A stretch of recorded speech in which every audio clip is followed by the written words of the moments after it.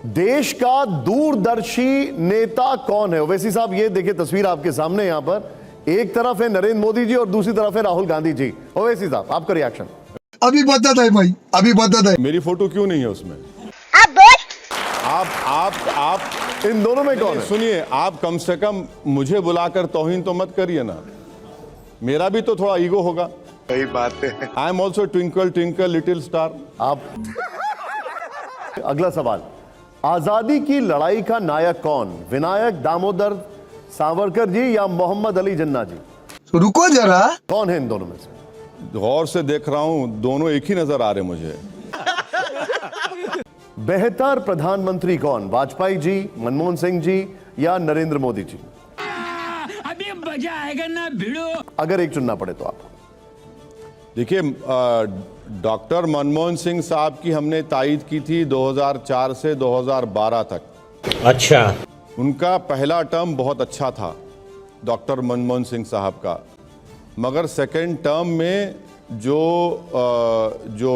तकालीफ का दौर शुरू हुआ, जो गलतियों का दौर शुरू हुआ, और उसका खैमियाजा आज हमको भुगतना पड़ रहा है कि वो सेकेंड टर्म की वजह से 14 में बीजेपी को फायदा हुआ।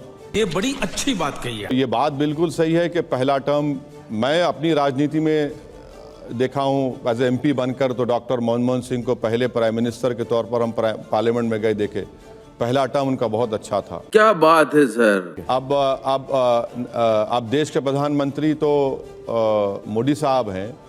अब यहाँ पर तो ऐसा है ना कि ये गलती कर ही नहीं सकते, कुछ समझ रहे हो, गलती हो ही नहीं सकती। जब वाजपेयी साहब जब वजीर आजम थे तो एक ब्रिक्स की रिपोर्ट आई थी। ठीक है, समझ गया। ब्रिक्स गोल्डमैन सैक्स की रिपोर्ट थी, 2003 की बात है, जिसमें उस गोल्डमैन सैक्स की रिपोर्ट में कहा गया था कि भारत 10 साल के अंदर दूसरी या तीसरी बड़ी इकोनॉमी बनेगा। की गारंटी मैं नहीं दे सकता। आज भारत की इकोनॉमी, हम अमेरिका ऊपर है, चाइना है, जर्मनी, जापान है, जर्मनी, और भारत 5वें नंबर पर है। तो ये जो बातें की जाती है ना कि 5 ट्रिलियन नहीं, अभी हमारी 3.7 ट्रिलियन है, तो हम ये बात आपको समझने की जरूरत है।